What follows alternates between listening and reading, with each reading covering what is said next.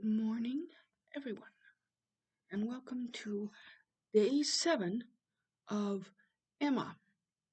Before we begin a look at the text, I have some articles that might give us a little insight into um, the evolution of Emma. I think I mentioned this a couple of weeks ago, that much of this is about the education or the evolution of Emma. And by now, you are seeing that she is, at least by the end of today, that she is beginning to evolve. She is getting a little bit of insight into herself.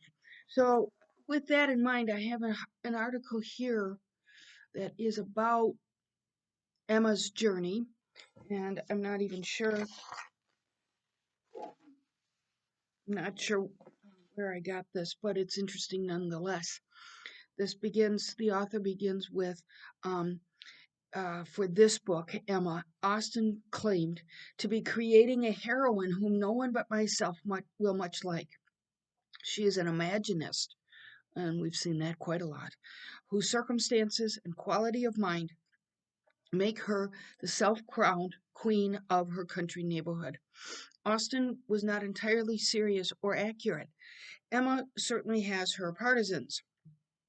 Even those readers who do not like her tend to find her fascinating, for she is a spirited, imaginative, healthy young woman who, like other characters in other novels, let's see, Mary Crawford, has the potential to do considerable harm to the fabric of society, but on whom her creator generously bestows life's greatest blessings. We'll get to that in a minute. Emma Woodhouse, handsome, clever, and rich, with a comfortable home and happy disposition, seems to unite some of the best blessings of existence, and who has lived nearly 21 years in the world with very little to distress or vex her. If you remember that, that's from the beginning of the novel. Free though circumstance allows her to be, Emma has not been encouraged by her lot in life to acquire the discipline and self-knowledge that, augmenting her innate intelligence and taste, would help her to choose wisely. Brought up by a doting father and a perceptive but permissive governess, Emma has been encouraged to think too highly of herself. I liked that. That's true. Far from vain about her beauty, Emma has, as Mr. Knightley, the only person who ventures to criticize her, he observes, she's complete yet unfounded faith in her ability to judge people's characters and arrange their lives. The course of Emma is Miss Woodhouse's education in judgment, a process achieved through repeated mistakes and humiliations. And see, she Emma despises Mrs. Elton. Um, I think we all must. She despises Mrs. Elton, as would any person of sense, but fails to see that the vulgar woman's offensiveness is an exaggerated version of her own officiousness and snobbery. That is true. I think that's very interesting. Um, Emma's moment of truth is devastating and complete. Its importance is marked by one of Jane Austen's rare uses of figurative language. Um, it darted through her with the speed of an arrow that Mr. Knightley must marry no one but herself.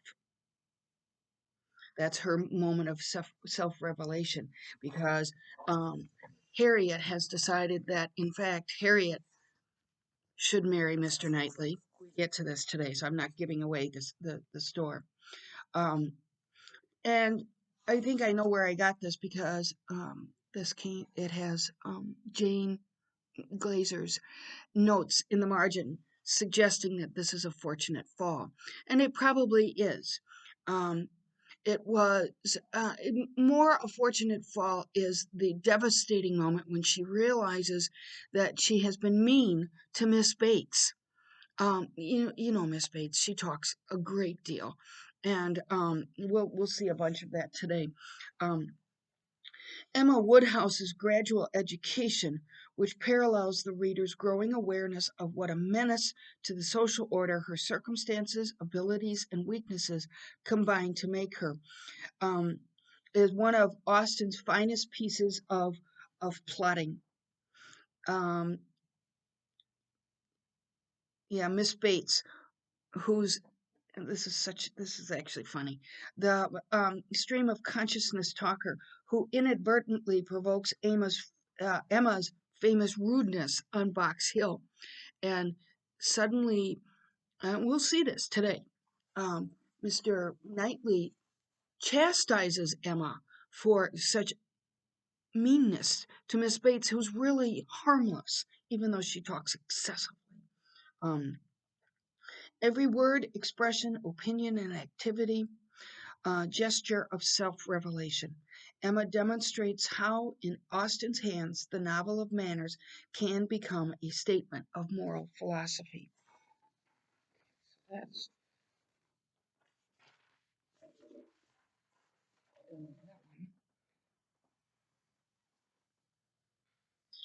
and this is a piece by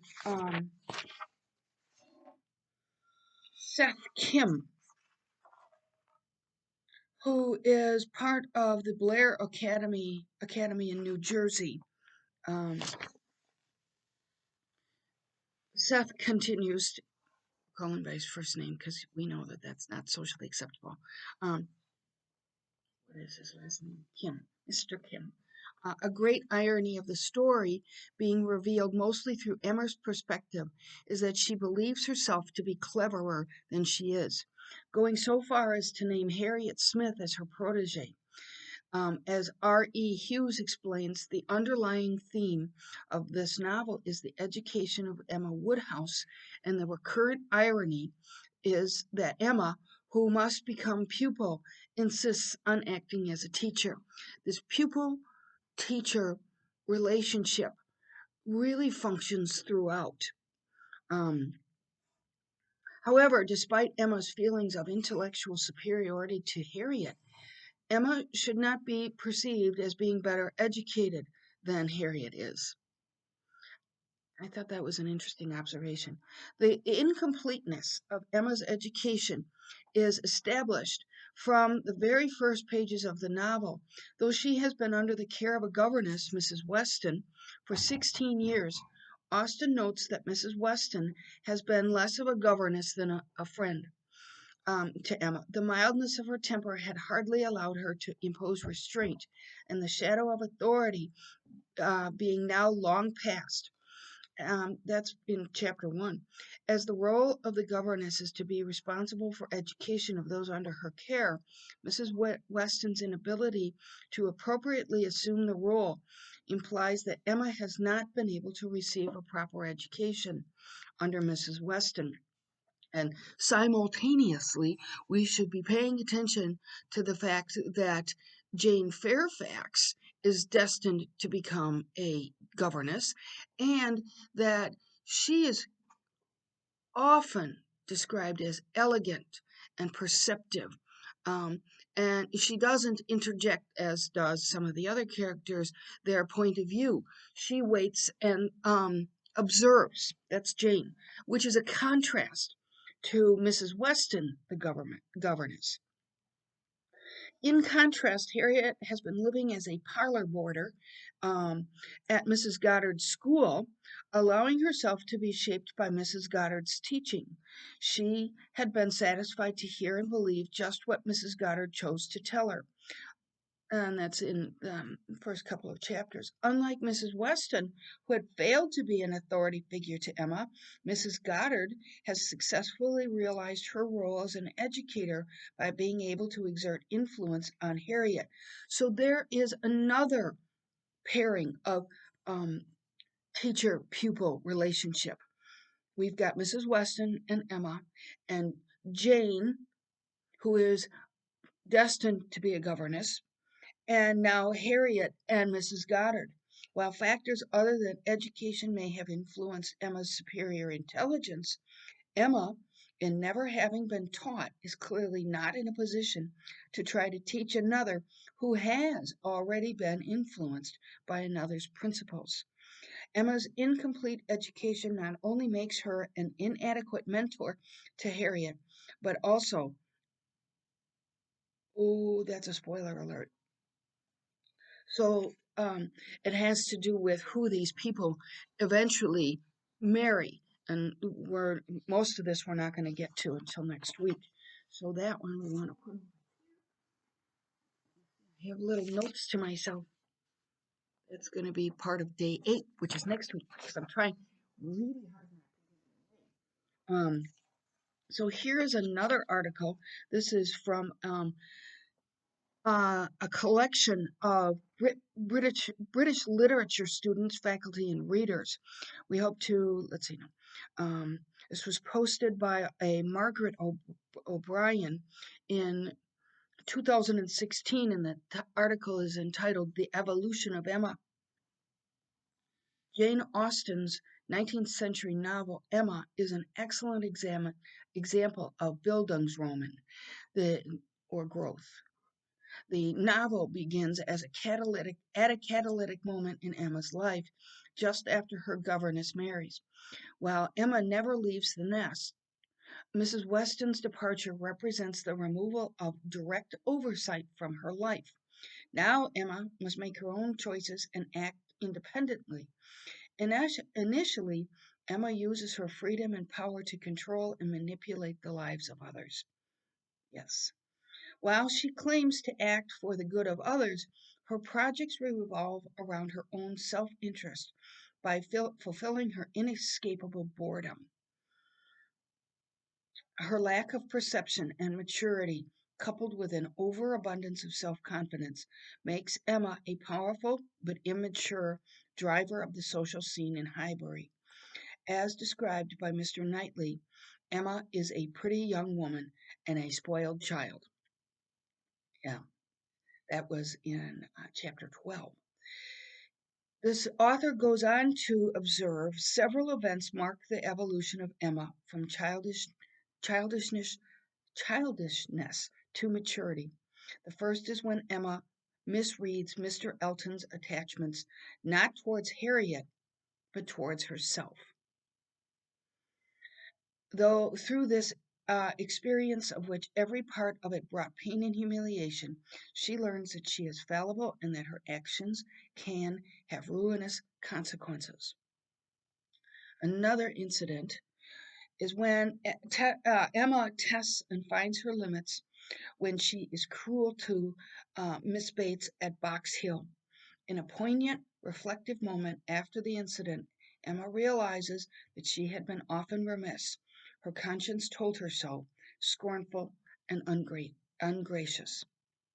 With the epiphany, she decides to call upon Miss Bates the very next morning, and it should be the beginning on her side of a regular, equal, kindly intercourse. We have not seen Emma act kindly towards Miss Bates. Poor Miss Bates just goes on and on and on. Though, remember, Miss Bates often reveals details about what is going on, even though her speech is stream of consciousness, straight on through. And then we often get Emma's internal thoughts, which are usually pretty, they sneer at Miss Bates. Emma's walk to Miss Bates's door represents her first steps into adulthood. Here we see Emma humbled to the point of apologizing to a woman she previously considered ridiculous and pitiable. Yet the focus, for once, is not on Emma's externalities, such as beauty or position, but on the internal emotions of another. There is a shift, and we will see this today. There's a shift from her observations to her internal poignant assessment of her behavior. Finally, do we see this today? Yes, we do.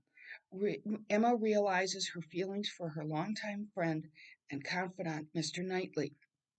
And the moment is when Harriet reveals that she thinks she's Mr. Knightley's favorite. This realization marks Emma's newfound ability to be introspective. So, that's all I wanted to say.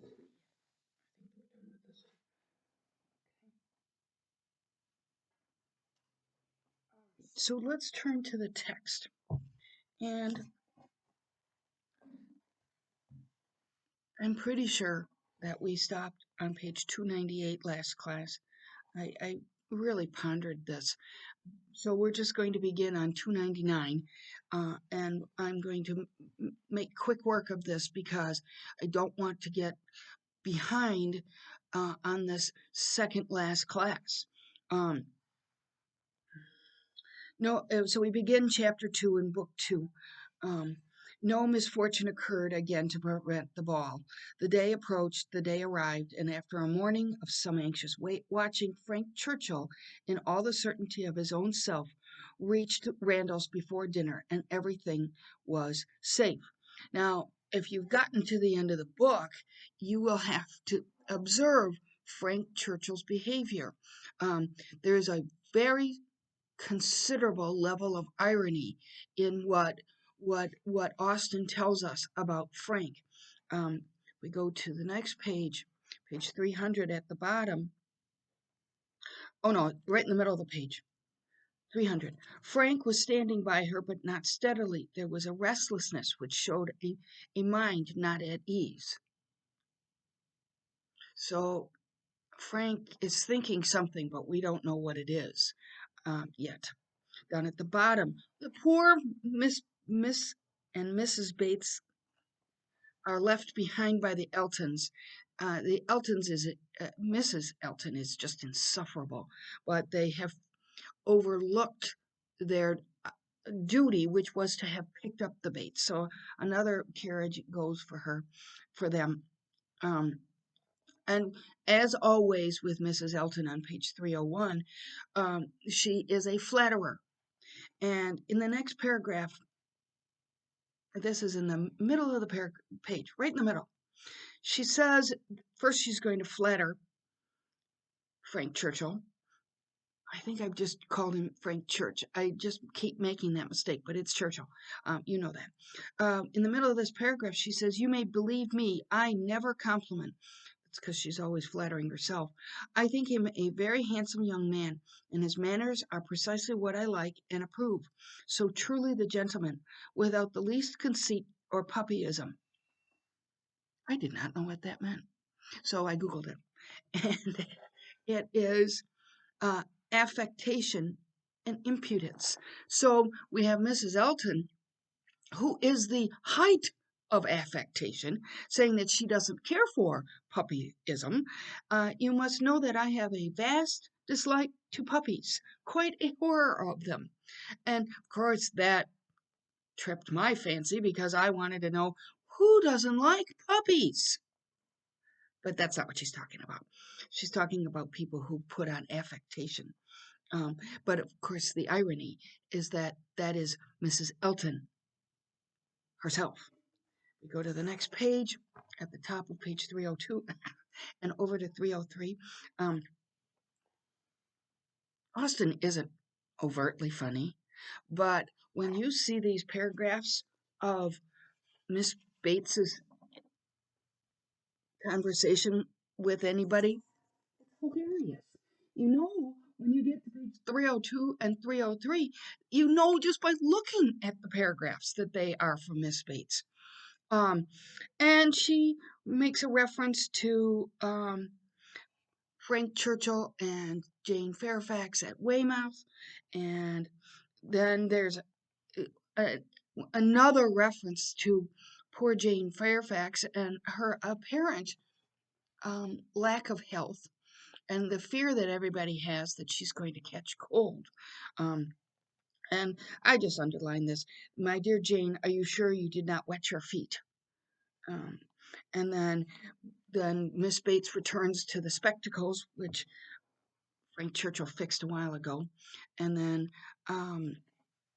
let's see, then she talks about the noble fire. Remember, the fires play quite a um, important role in keeping people warm because that's all there was. She says that Miss Bates says that the fire is quite hot, and that she's quite roasted. I just underlined it because I thought it was funny. Next paragraph, uh, towards the bottom of 303. After a good many compliments to Jane on her dress and look, remember she's quite elegant, compliments very quietly and properly taken, Mrs. Elton was evidently wanting to be complimented herself. I just, there's always this kind of needling of Mrs. Elton. At the top of 304, nobody can think less of dress in general than I do, but upon such an occasion as this, when everybody's eyes are so much upon me, this is Mrs. Elton, and in compliment to the Westons, who I have no doubt are giving this ball chiefly to do me honor. She's just insufferable. Um, and then two paragraphs later, Mrs.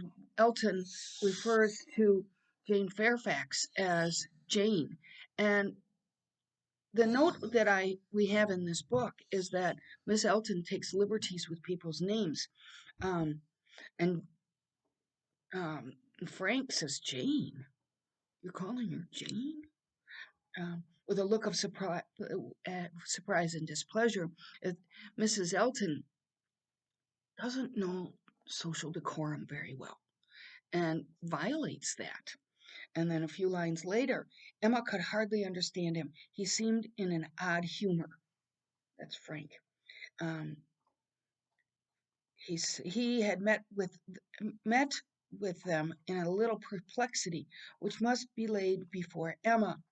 And Austen keeps telling us that he seems a little preoccupied, but we don't know why yet. At the top of page 305, it's those clues that Austen keeps dropping. What is Frank thinking about? Top of 305. Emma must submit to stand second to Mrs. Elton, though she had always considered the ball as peculiarly for her. It was almost enough to make her think of marrying. So there's a social order here, and Mrs. Elton has busted her way to the front of the line.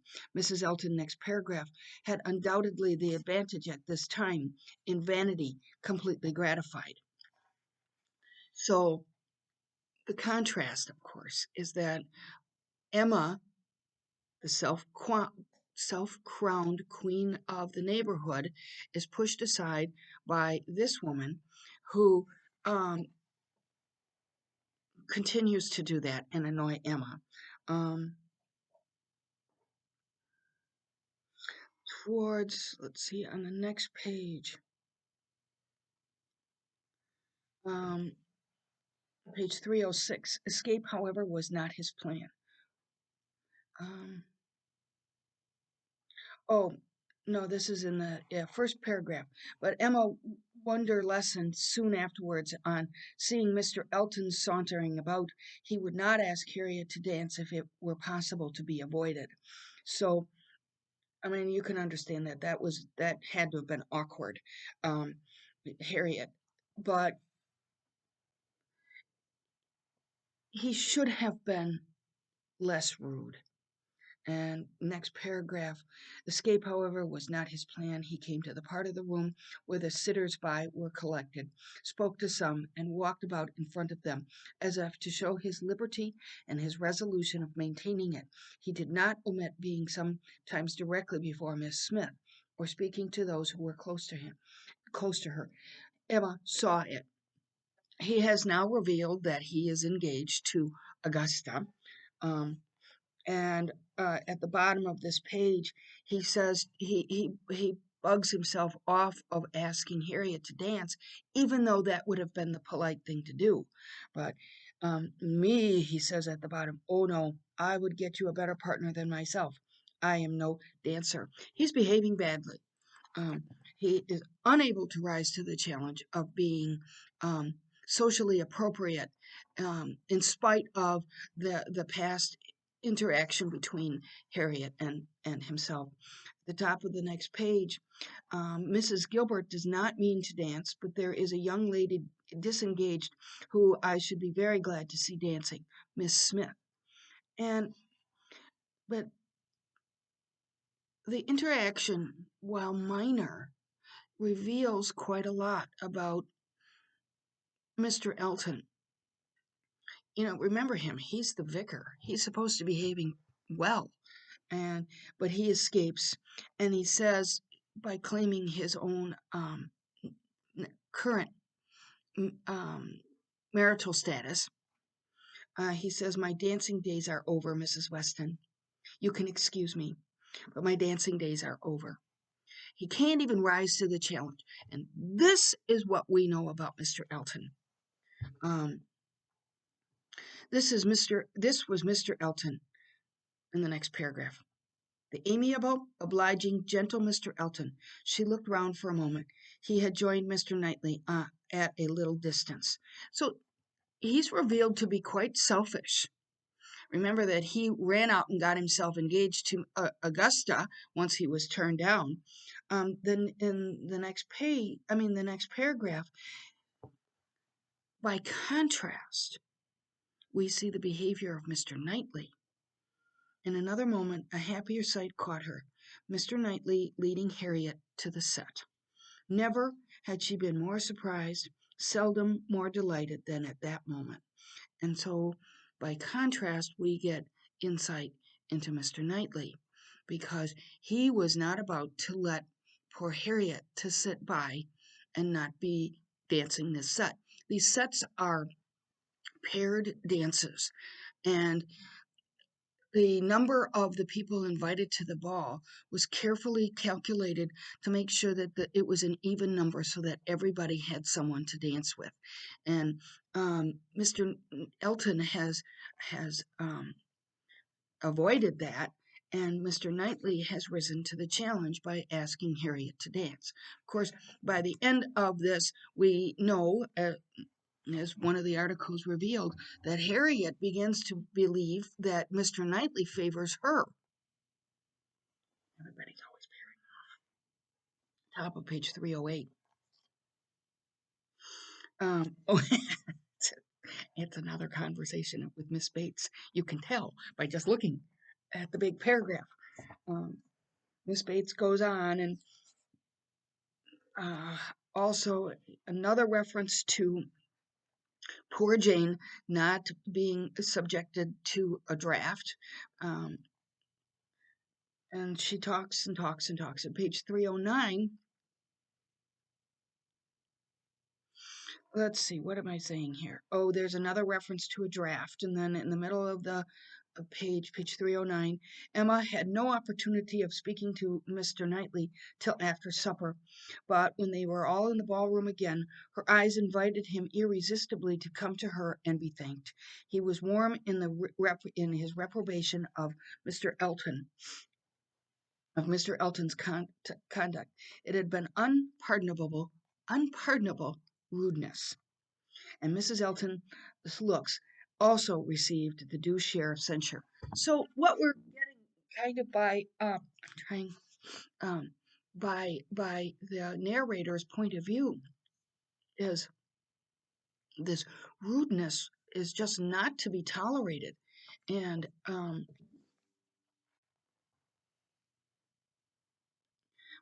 but what we also hear is that Mrs. Elton and Mr. Elton are together in their willingness to sneer at Harriet.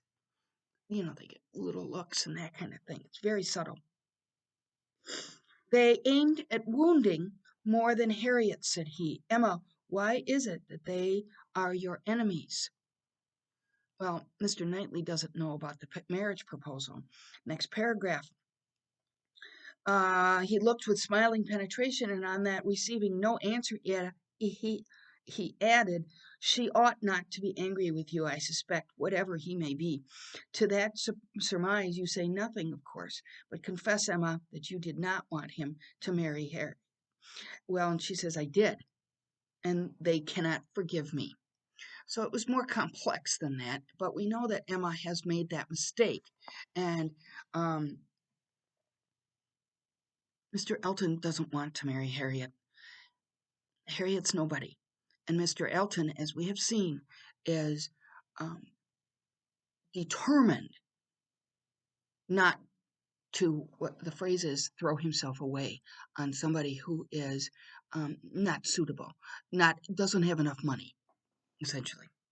Next paragraph, the top of page 310. I do own myself to have been completely mistaken in Mr. Elton. There is a littleness about him which you discovered, and which I did not, and I was fully convinced of his being in love with Harriet. It was through a series of strange blunders, her own. And in return for your acknowledging so much, I will do you the justice to say that you would have chosen for him better than he has chosen for himself. Harriet Smith has some first-rate qualities, which Mrs. Elton is totally without. An unpretending, single-minded, artless girl, and infinitely to be preferred to any man of sense and taste to such a woman as Mrs. Elton. I found Harriet more conversable than I expected, which he discovered because he had asked her to dance. He had kind of poo-pooed her earlier as really remember when Emma took Harriet on as a protege, he scolded her for that. You know, this poor thing is being taken out of her element and manipulated by Emma.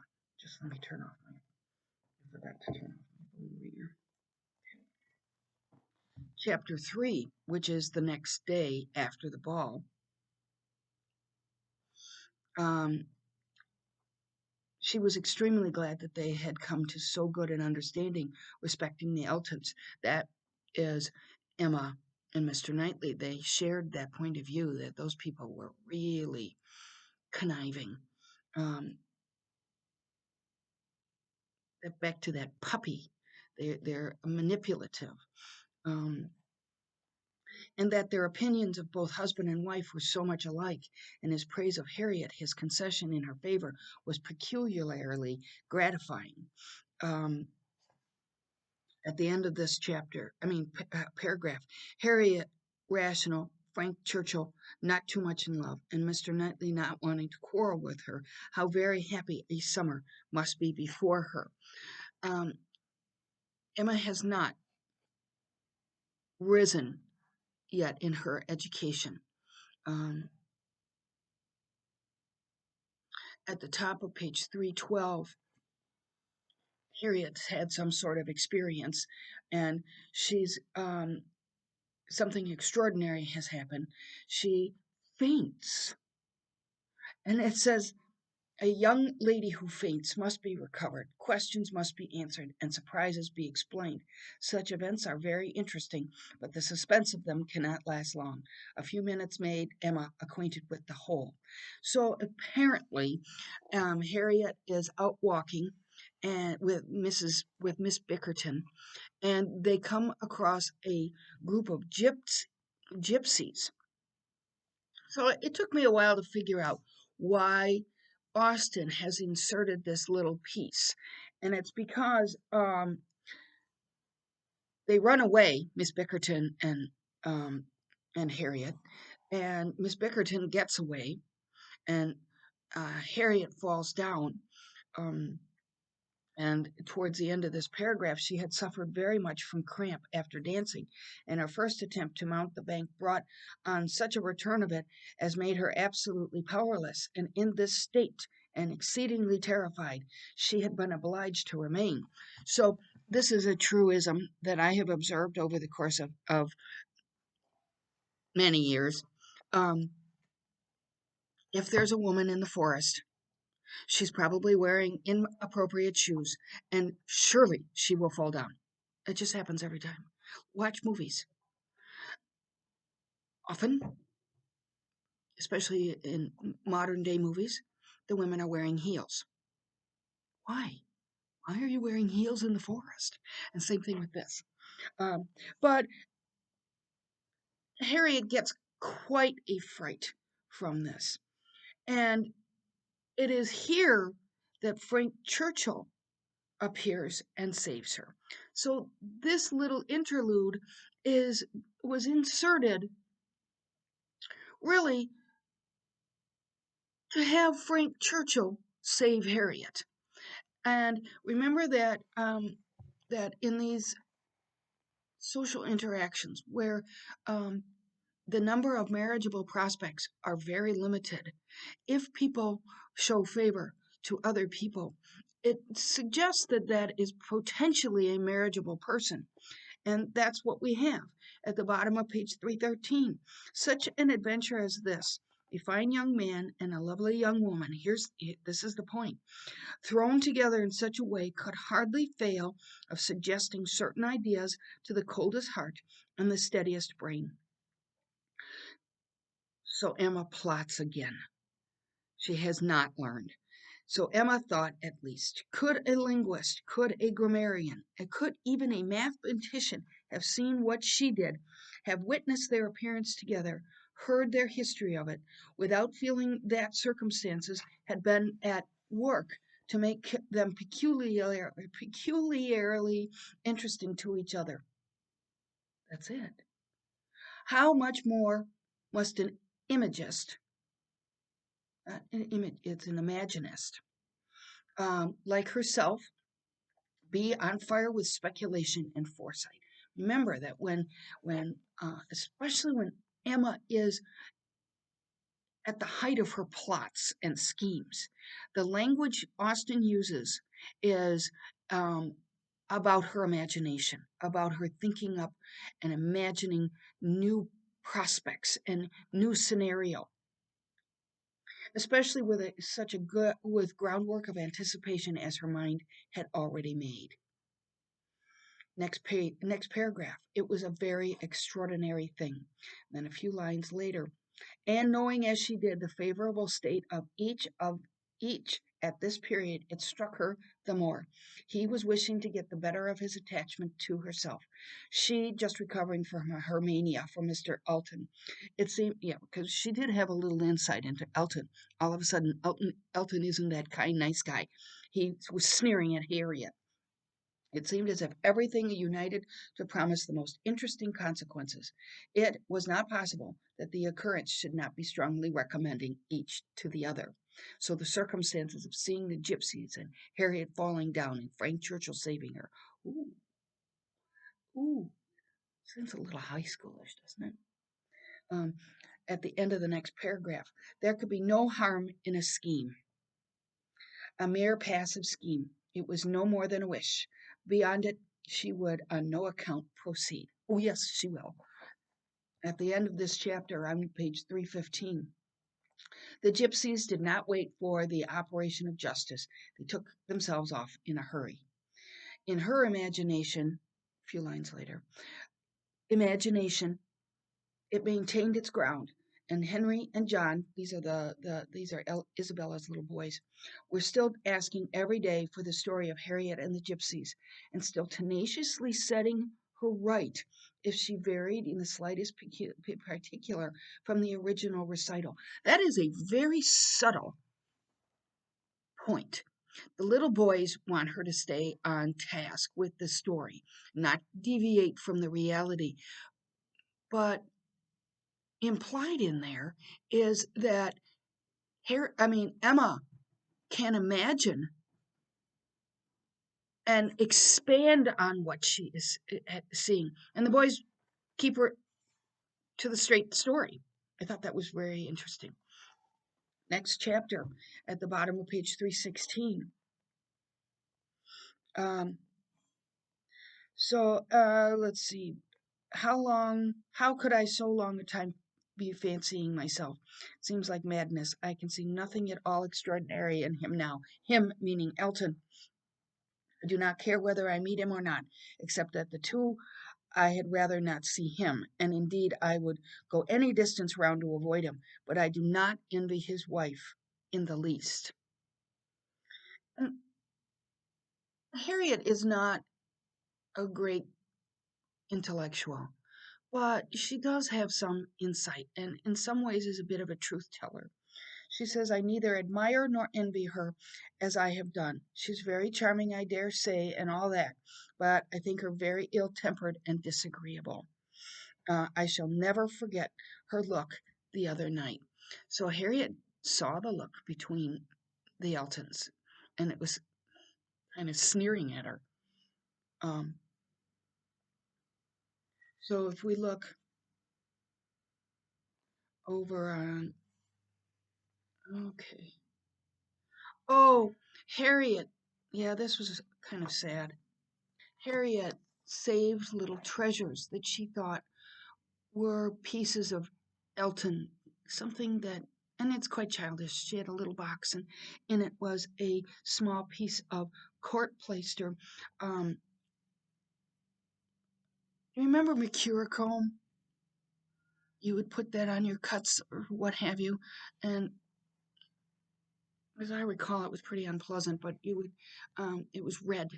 And this is the same kind of thing. It just, you put it on little cuts or little sores or blisters or something, and then it prevents it from continuing to bleed. And it also, um, it says in the note that women used to use it to make beauty marks.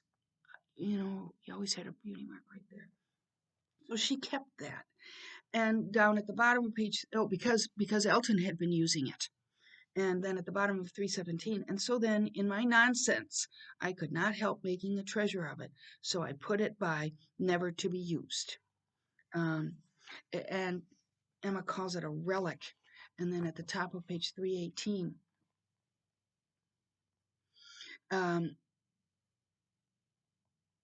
so the court plaster was held aside because Elton had touched it, and Harriet was trying to keep a relic of him. It's kind of pathetic. And then at the bottom of page 318, I do remember it, cried Emma. I perfectly remember it, talking about spruce beer. Oh, your note tells us that this is beer made out of spruce needles. That sounds terrible. Um, I both, oh yes, Mr. Knightley and I both saying we liked it, and Mr. Elton seeming resolved to learn to like it.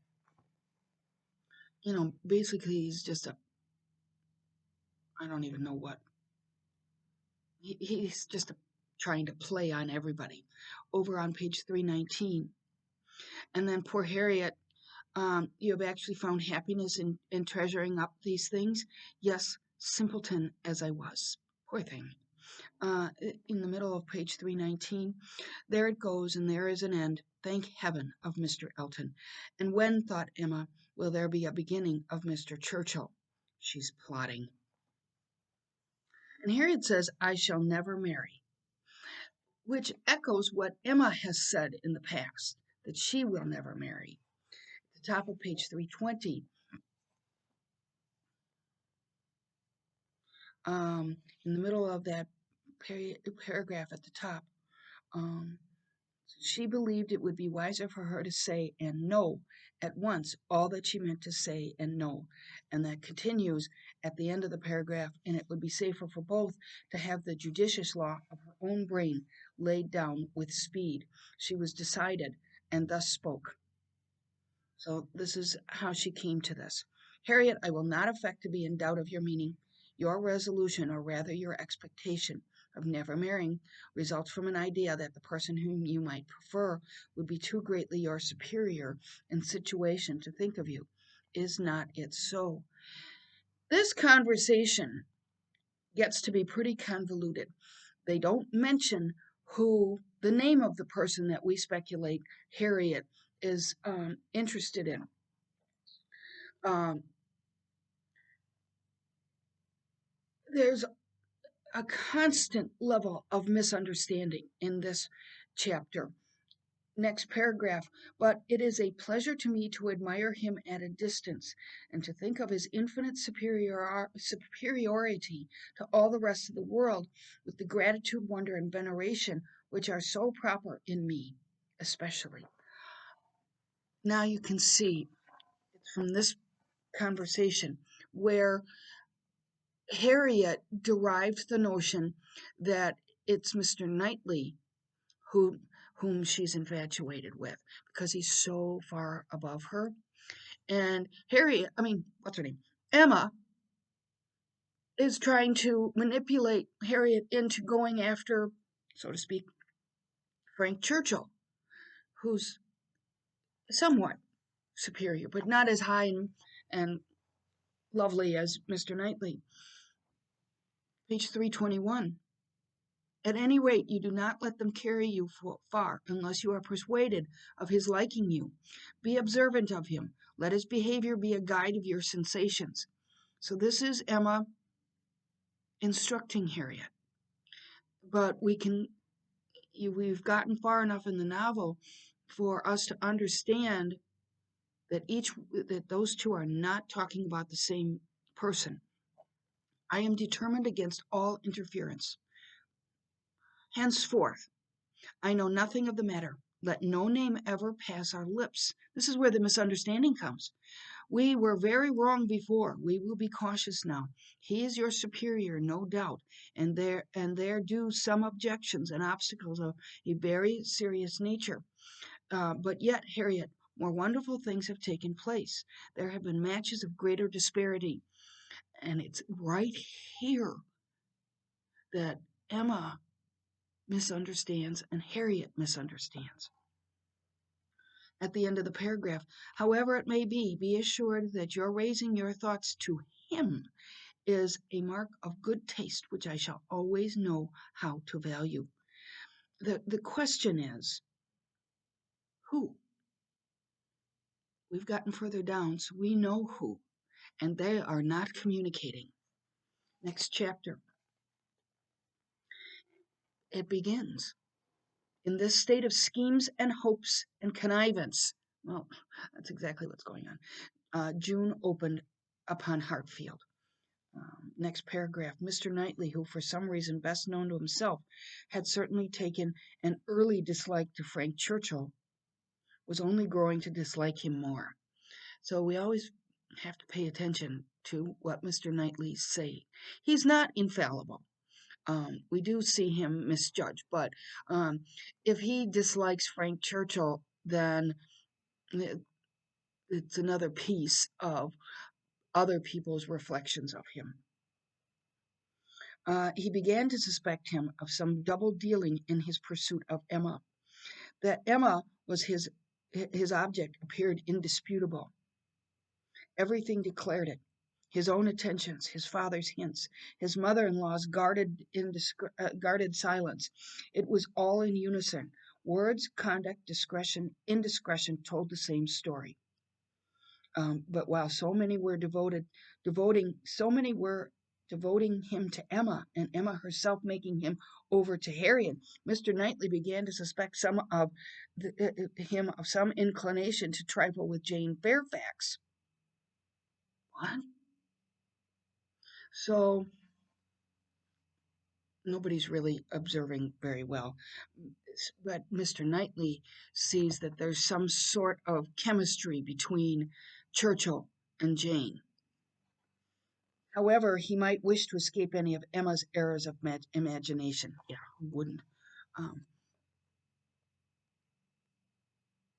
So there's a quote at the top. It's from Austen's favorite poet, Cooper, myself creating what I saw. When he was again in their company, he could not help remembering what he had seen, nor could he avoid observations which, unless it were like Cooper and his fire tonight, myself creating what I saw. Knightley is not making up what he saw. Essentially, that's what that means. He saw what he saw. And next paragraph, well, it's the end of this paragraph, a private understanding even between Frank Churchill and Jane. He's observing that.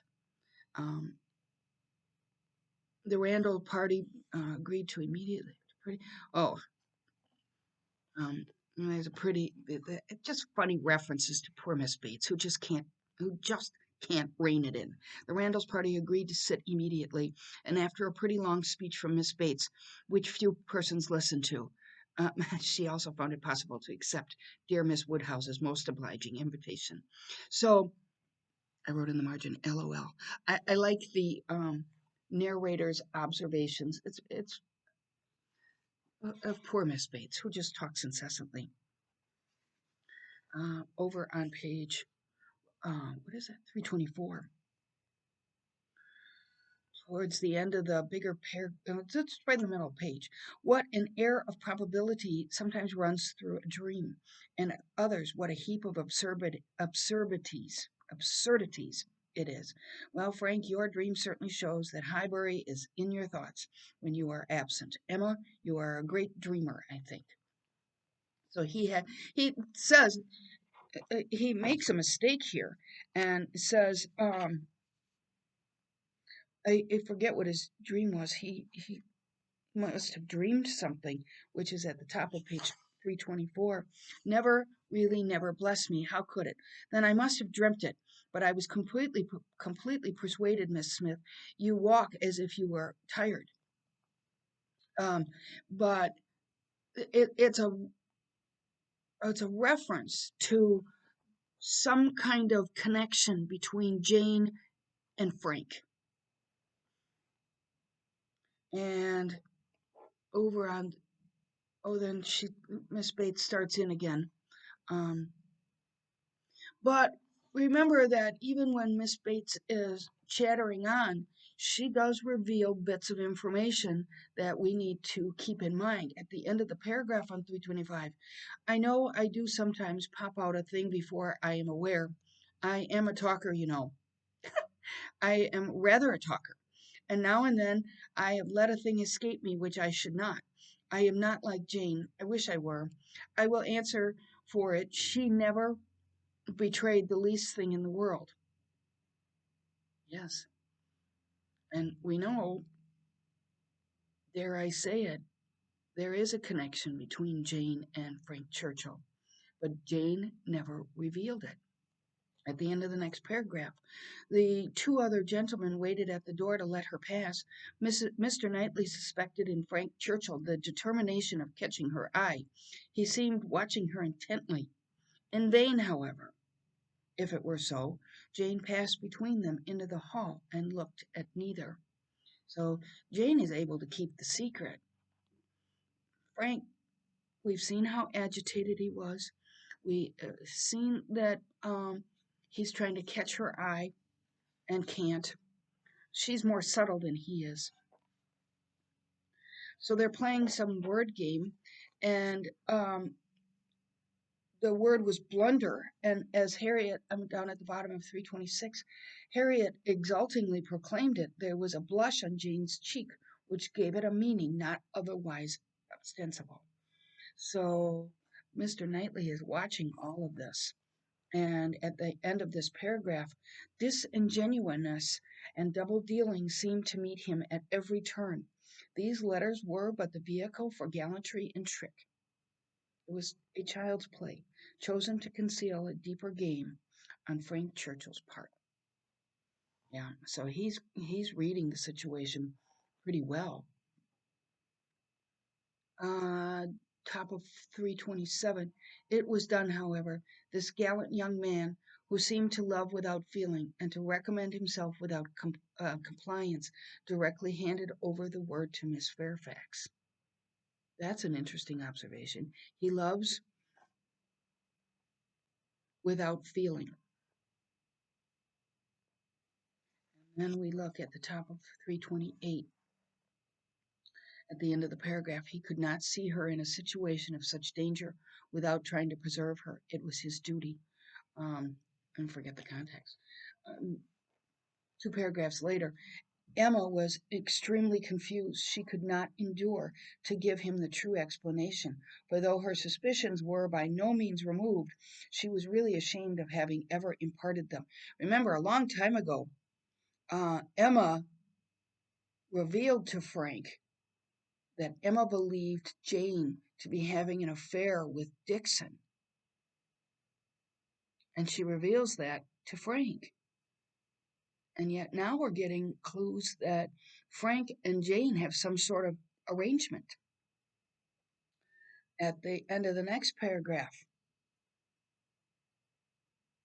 he owed it to her to risk anything that might be involved in an unwelcome interference rather than her welfare, to encounter anything rather than the remembrance of neglect in such a case. So it gives us insight into Mr. Knightley, who is true to his name. He's gallant and observant. My dear Emma, said he at last with earnest kindness, do you think you perfectly understand the degree of acquaintance between the gentleman and the lady we have been speaking of? And he's hinting at her, but she doesn't get it. Sometimes you would just like Emma to wake up, don't you?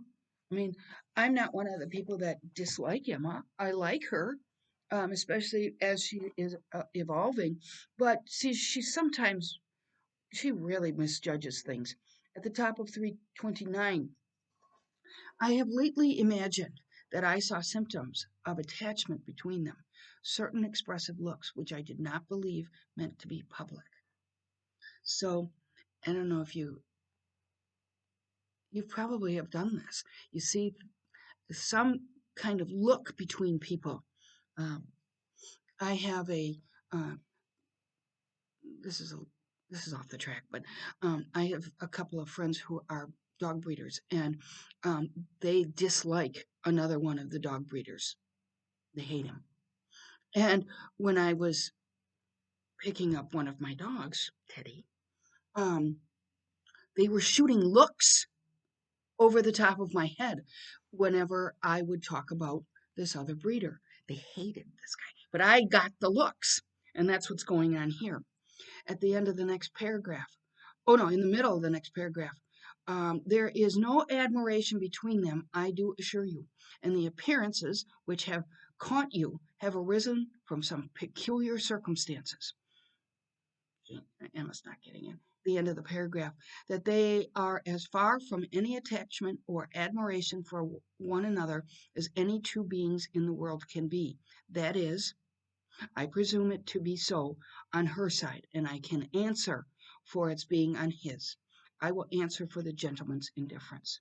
So again, the gist of this chapter is a series of misunderstandings which eventually lead to hurt and humiliation.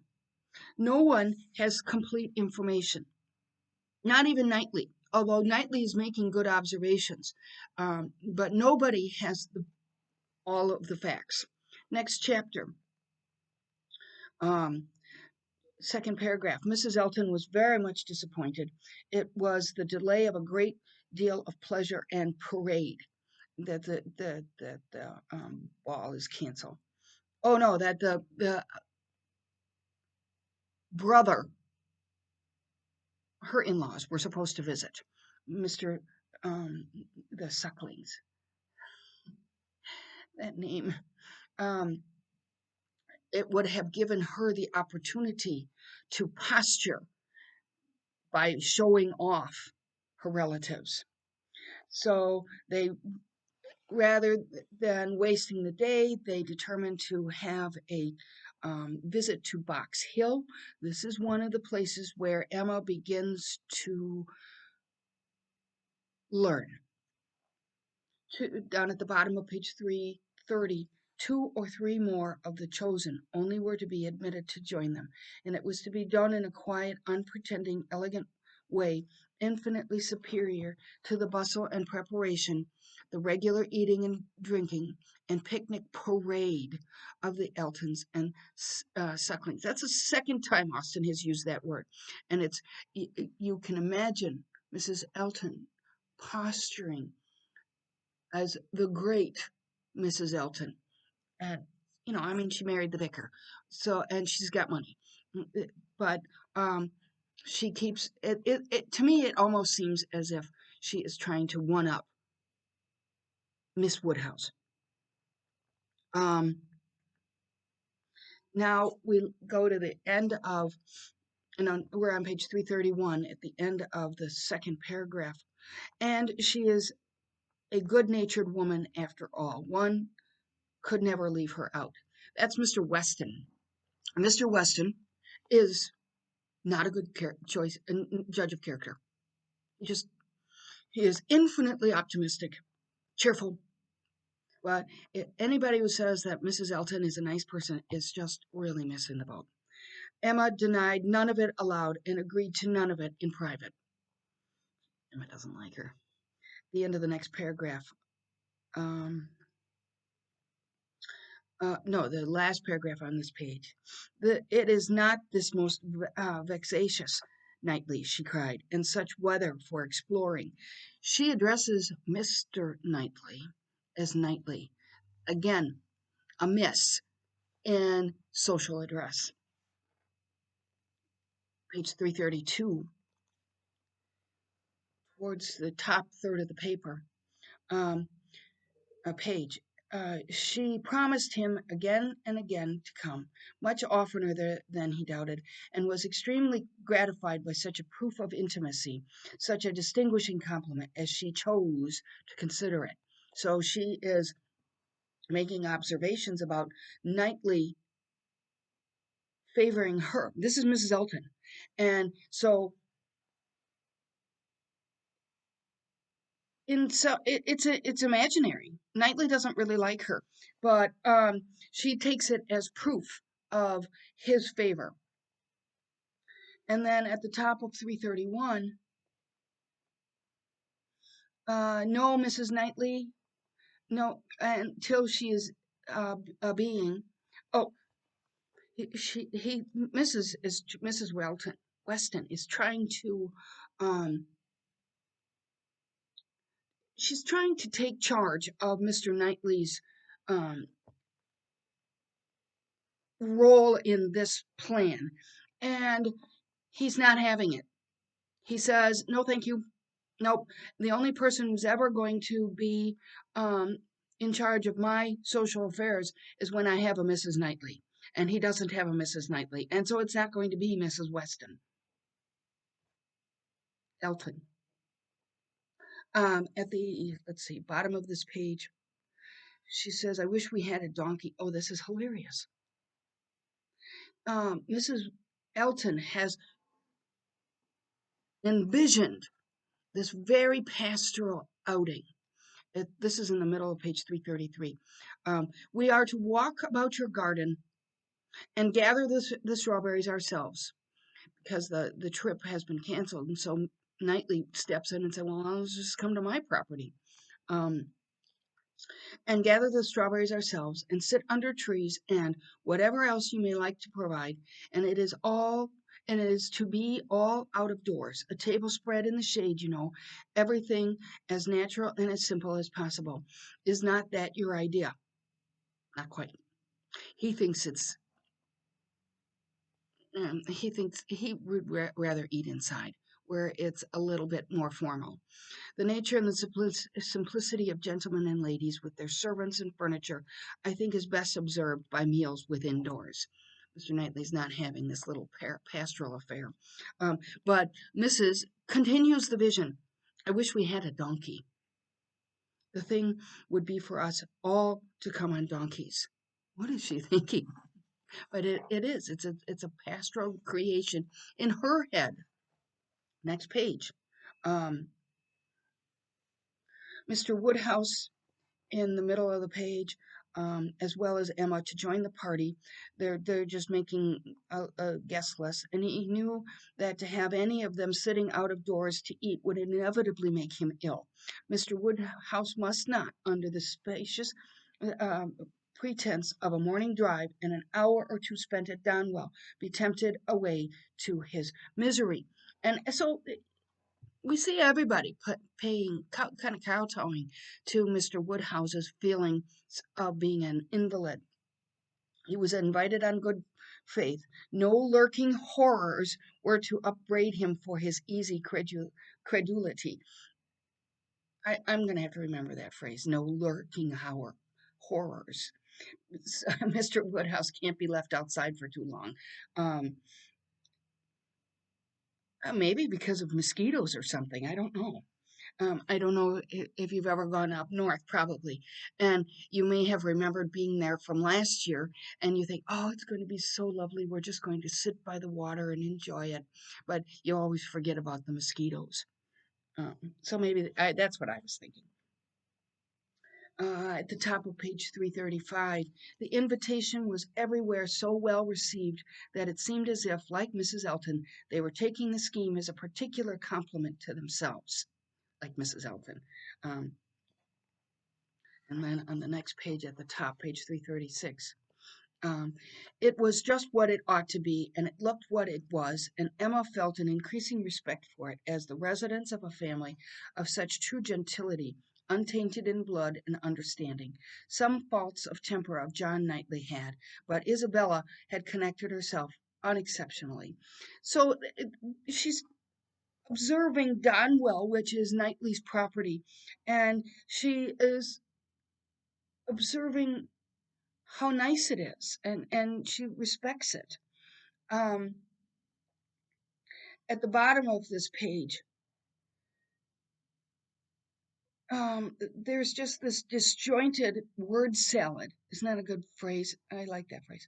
And this is the best fruit in England, everybody's favorite, always wholesome, the finest beds and finest sorts, delightful to gather for oneself, the only way of really enjoying them. Morning decidedly the best. You can see that it appears like word salad. Who's saying this? This is Mrs. Elton. Just everything's all disjointed. These aren't real sentences. They're held together and separated both by dashes. And then at the top of page 338, it was a sweet view, sweet to the eye and the mind. English verdure, English culture, English comfort, seen under a sun bright without being oppressive. So that's Mr. Knightley's property. Again, he is the quintessential representative of Englishness. There's a reference in the middle of the page to Mr. Robert Martin. These are my own concerns. I have a right to talk on such matters, on such subjects, without being suspected of introducing Robert Martin. She did not suspect him. It was too old a story. Robert Martin had probably ceased to think of Harriet. Um, just an insight into Emma's commitment to her imaginary scheme to rid Harriet of Robert Martin, who might have been a suitable match. Mrs. Churchill's, oh no, I don't need that one. Next page on 340.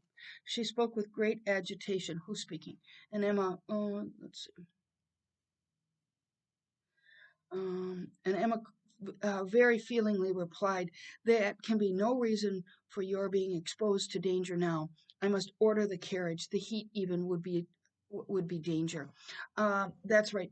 Jane has decided that she wants to leave, and so she's going to walk home. And as everybody is always afraid of Jane's health, and Emma graciously calls the carriage, but Jane she just can't wait to get out of there. And we wonder why, don't we? Um, let's see. Jane had not gone a quarter of an hour, and they had only accomplished some views of St. Mark's Place, Venice, when Frank Churchill entered the room. So he's late. He's been delayed. And at the top of page 341, they were right who had named Mrs. Churchill as the cause. He had been detained by a temporary increase of illness, a nervous seizure. Remember that Mrs. Churchill is the aunt, and the Churchills adopted Frank Churchill, much like Austen's brother was adopted into a genteel family. And but Frank has been delayed because of a turn in Mrs. Churchill's health.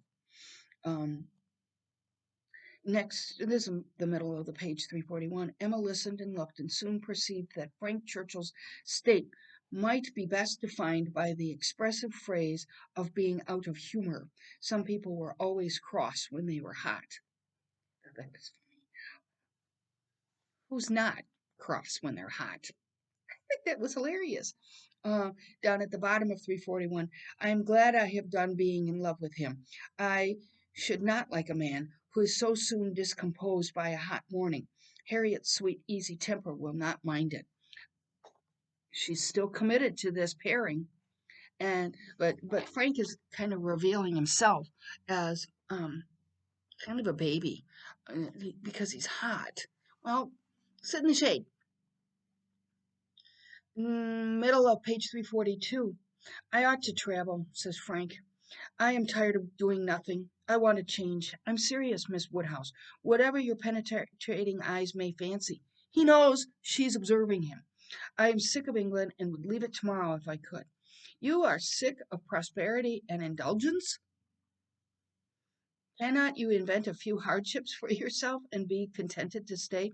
Very, very revealing about Frank.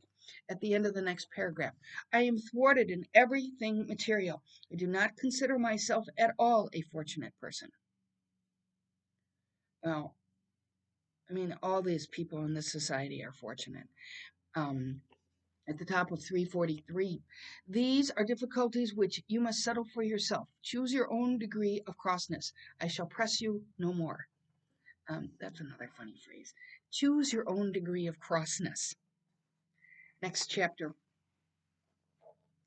Um,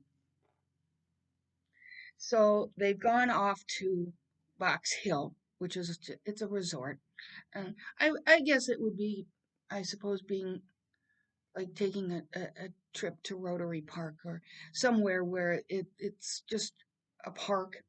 It's a tourist attraction in this case. There was a languor, a want of spirits, a want of unison, which could not be got over. They're just not into it. I suppose that would be the current term. Mr. and Mrs. Elton, indeed, showed no unwillingness to mix and be as agreeable as they could, but during the 2 whole hours that they spent on the hill, there seemed a principle of separation. These people are just not getting along all that well. It's not the day that they had imagined. And if you go back to that paragraph wherein Mrs. Elton imagines this pastoral event, it doesn't turn into that.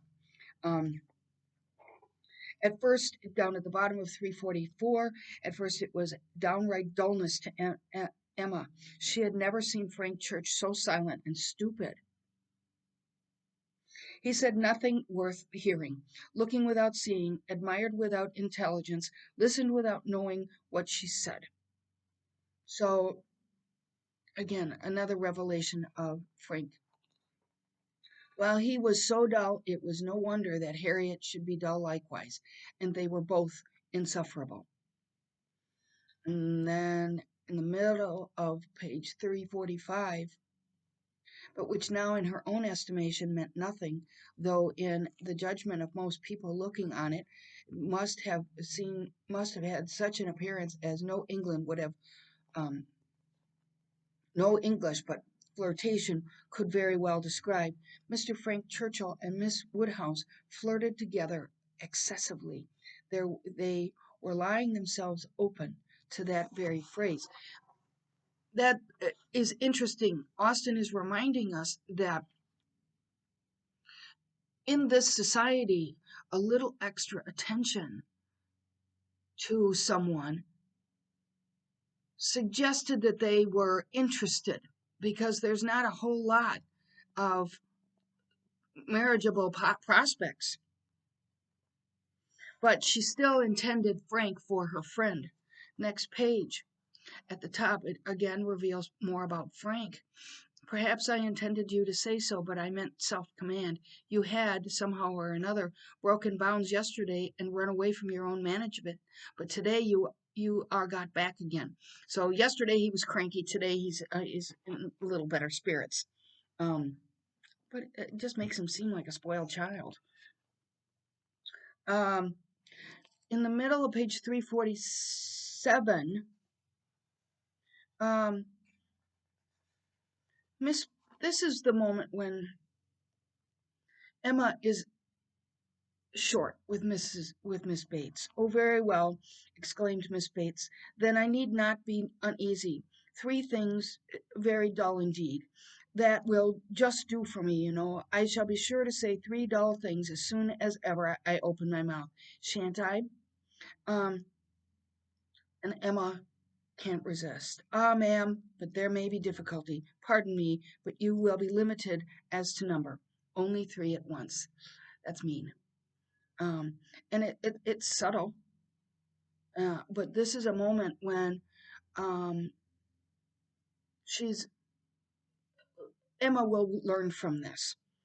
And if you look over on page, where is it? Uh, oh, Mr. Knightley really takes her to task for being mean to her. Where did that go? At the top of page 349. Pass us, if you please, Mr. Churchill. Pass Mr. E. Knightley, Jane, myself. We have nothing clever to say, not one of us. Which is true, actually. The irony in that. I have to find that place.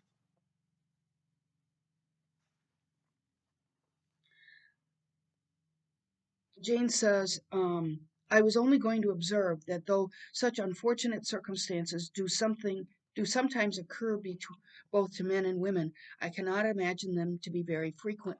A hasty and imprudent attachment may arise, but there is generally time to recover from it afterwards. I would be understand to mean that it can be only weak, irresolute characters whose happiness must be always at the mercy of chance, who will suffer an unfortunate acquaintance to be an inconvenience, an oppression forever. So says Jane. Um, and next paragraph, he made no answer, merely looked and bowed in submission, and soon afterwards said in a lively tone, well, I have so little confidence in my own judgment that whenever I marry, I hope somebody will choose my wife for me. Will you? Turning to Emma, will you choose a wife for me? I am sure I should like anybody fixed by you. Well, of course she wants to do that. Next couple paragraphs. Emma was in no danger of forgetting that he has. This is Churchill. There's no danger of Emma forgetting that he has now given Emma this request. Um, it was a commission to touch every favorite thing. Would not Harriet be the very creature described? Hazel Eyes accepted. 2 years more might make her all that he wished. He might even have Harriet in his thoughts at that moment. Who could say, referring the education to her to imply it? Well, Frank thinks Emma is his next project, is his next prospect, I should say. And then here at the top of 351, Emma, I must once more, this is Knightley, I must once more speak to you as I have used to do. A privilege rather endured than allowed, perhaps, but I must still use it. Telling us again that Knightley and Emma are able to talk freely. I cannot see you acting wrong without a remonstrance. How could you be so unfeeling to Miss Bates? How could you be so insolent in your wit to a woman of her character, age, and situation? Emma, I had not thought it possible. He scolds her. She was out of line. And she says, I dare say she did not understand me. And Knightley says, I assure you she did. She felt your full meaning. She has talked of it since. I wish you could have heard how she talked of it, with what candor and generosity. I wish you could have heard her honoring your forbearance in being able to pay her such attention as she was for ever receiving from yourself and your father when her society must be so irksome. That tells us the degree to which Emma has hurt Miss Bates.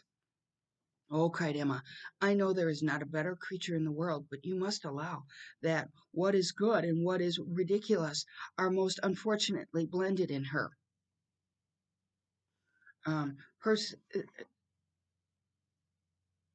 he says at the bottom, her situation should secure your compassion. It was done badly indeed. Yeah.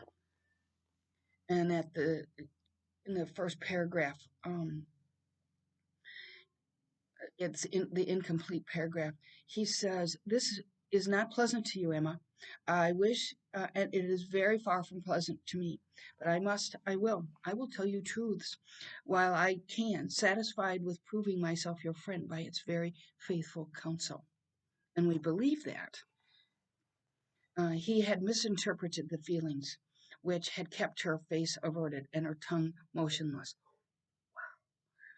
They were combined only of anger against herself, mortification, and deep concern. He chastises her, and she knows he's right.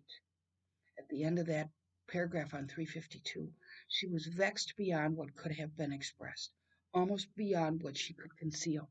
Never had she felt so agitated, mortified, grieved at any circumstance in her life.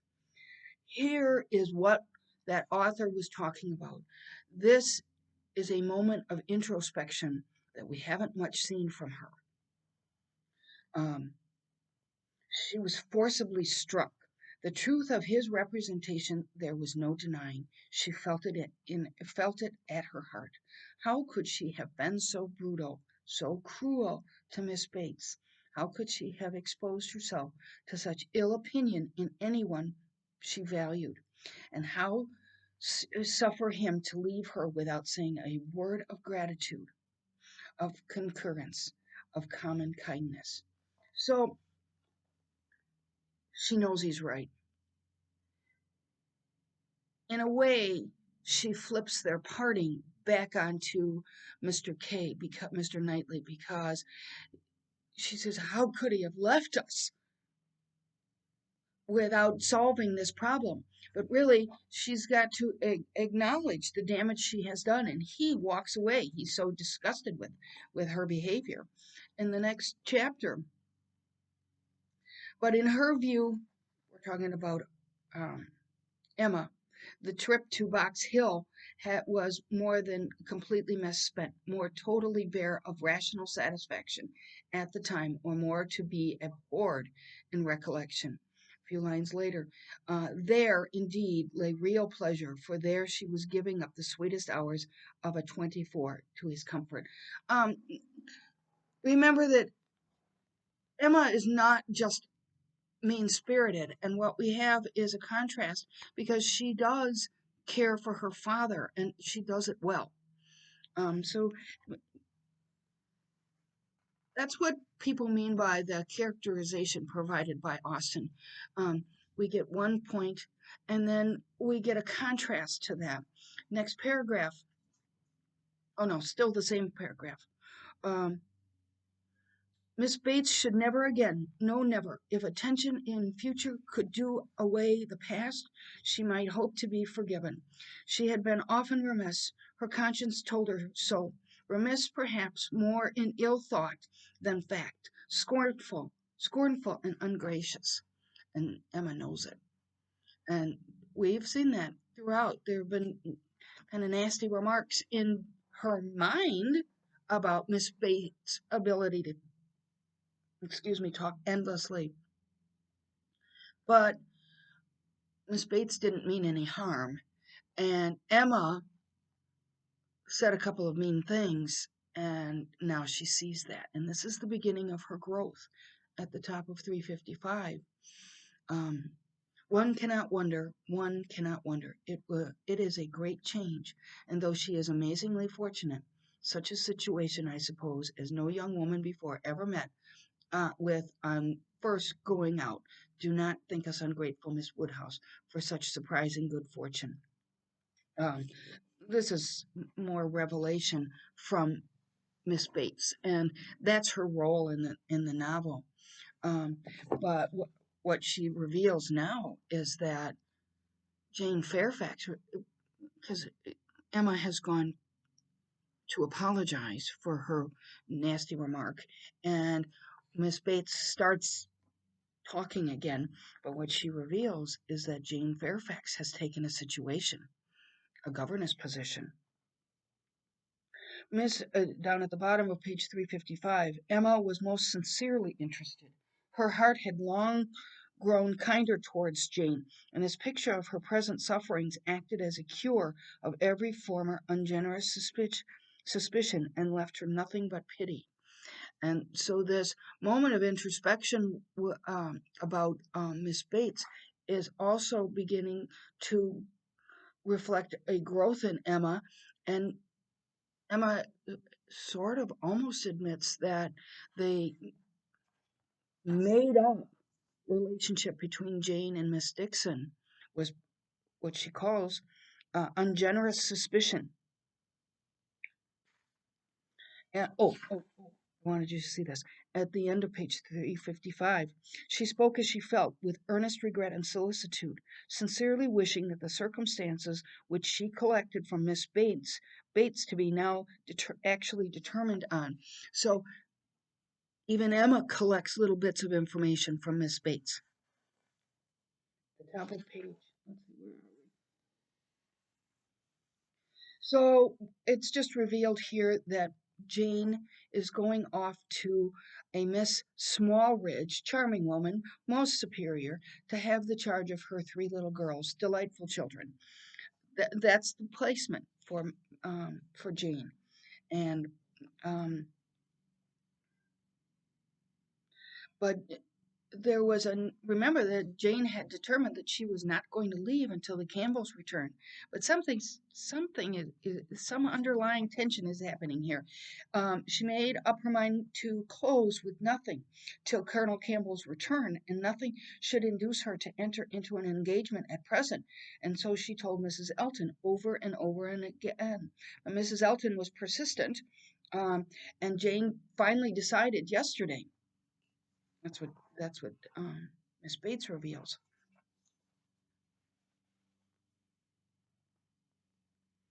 So at the page on page 358, um, and when is Miss Fairfax to leave you? Within a fortnight. Oh, so by now we have to be wondering what has driven Jane away. Yes, Jane says she's sure they will, but yet this is a situation that she cannot feel herself justified in declining.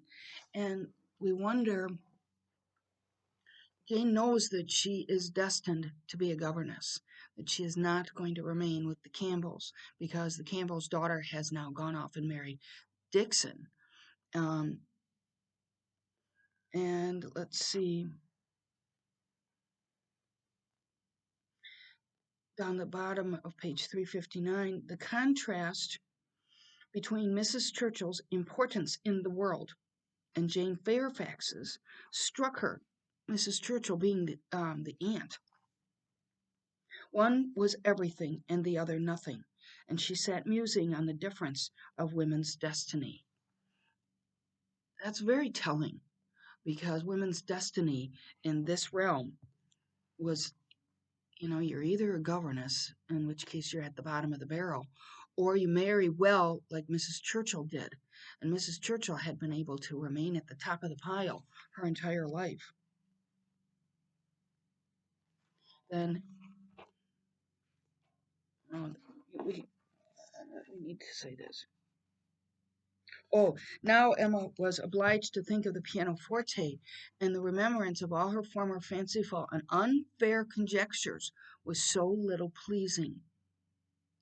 Emma is really beginning to think about what she has speculated in the past, and perhaps she's admitting that the pianoforte may not have come from Dixon. So we don't know yet. Next chapter. Emma was sure in the middle of the page that he had not forgiven her. He looked unlike himself. Something's bothering him. Let's see. Emma's color was heightened by this unjust praise. Wait a minute, what praise? Oh, from the dear Emma has been to call on Mrs. and Miss Bates, Mr. Knightley. As I told you before, she's always so attentive to them. Well, ironically, we know that she hasn't been, and now she blushes because of the unjust praise of it. Um, But luckily, Mr. Knightley and she are able to speak openly. 362 at the bottom of the page. They parted thorough friends, however.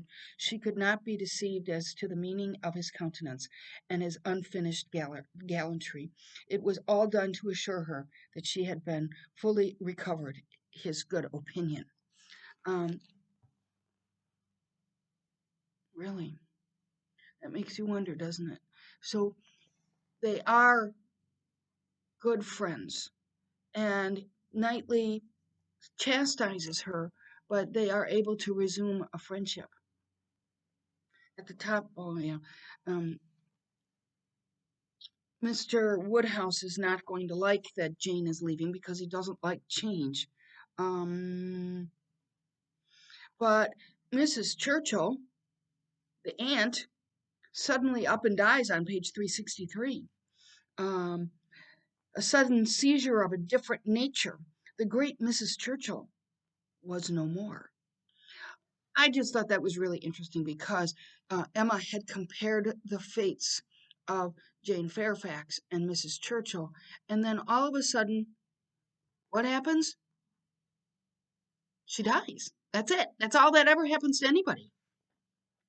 It was felt as such things must be felt. Everybody had a degree of gravity and sorrow, tenderness towards the departed, solicitude for the surviving friends, and, in a reasonable time, curiosity to know where she would be buried. Goldsmith tells us that when lovely woman stoops to folly, she has nothing to do but to die. And when she stoops to be disagreeable, it is equally to be recommended as a clearer of ill fame. Mrs. Churchill, after being disliked at least 25 years, was now spoken of with compassionate allowances. Isn't that interesting? I think that's an interesting observation. Two are contrasted, and then poof, she's gone. Nobody liked her. Now they're all going to say something nice. At the top of 364, now an attachment to Harriet Smith would have nothing to encounter. Mr. Churchill, independent of his wife, was feared by nobody, an easy, guidable man to be persuaded into anything by his nephew. Emma's still kind of devoted to this prospect of Harriet marrying Mr. Frank Churchill. And now Mrs. is out of the way. And so, of course, we can make this happen. At the top of page 365, Jane was suffering from severe headaches and a nervous fever to a degree which made him doubt the possibility of her going to Mrs. Smallridge's at the time proposed. That his meaning Mr. Perry, the apothecary. Jane is suffering from some malady, um, and we don't know what it is. Her present home, he could not but observe, was unfavorable to a nervous disorder, confined always to one room. At the Bateses, the Bateses situation is depressed to a degree. Um, now, top of page 366, Miss Bates was obliged to return without success. Jane was quite unpersuadable. The more proposal of going out seemed to make her worse. Sorry. Um, Emma is trying to be nice to Jane, but remember, Jane hasn't. Emma wasn't very nice to Jane because Jane was so elegant, and Emma was a little jealous. Indeed, the truth was that poor dear Jane could not bear to see anybody at all. Mrs. Elton, indeed, could not be denied, and Mrs. Cole had made such a point, and Mrs. Perry had said so much, but except them, Jane would really see nobody. There's some underlying tension going on here. Um, so Emma, um, determines to bring arrowroot, which was used for as a remedy for sick people. She takes that over there.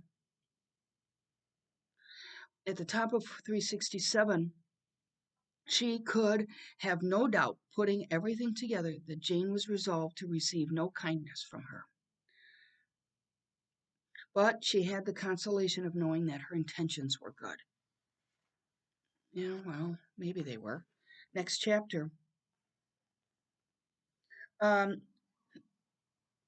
Mrs. Weston then calls on Emma. Mrs. Weston, remember they were friends. Um, and Mr. Weston tells Emma that Mrs. Weston has to see her alone. And so she goes over there. On page 369, upon my honor, he said very seriously, it does not. It is not in the smallest degree connected with any human being of the name Knightley. So they're walking over to, Mr. Weston and Emma are walking over to the Weston house, and Emma keeps trying to weasel out of Mr. Weston what it is that Mrs. wants. At the top of 371,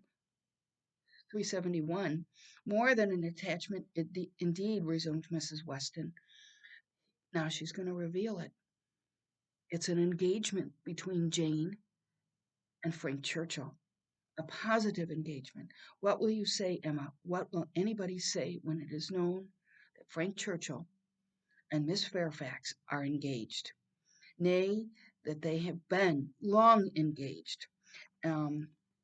Mid paragraph, there had been a solemn engagement between them ever since October, formed at Weymouth, and kept a secret from everybody. Emma can't even believe it.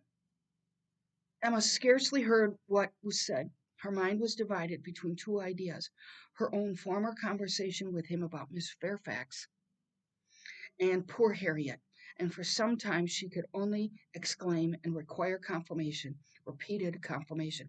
Are you kidding me? She says. Engaged since October, secretly engaged. It has hurt me, Emma, very much. It has hurt his father equally. Some part of his conduct we cannot excuse. And I'm sure you were wondering, why was it a secret?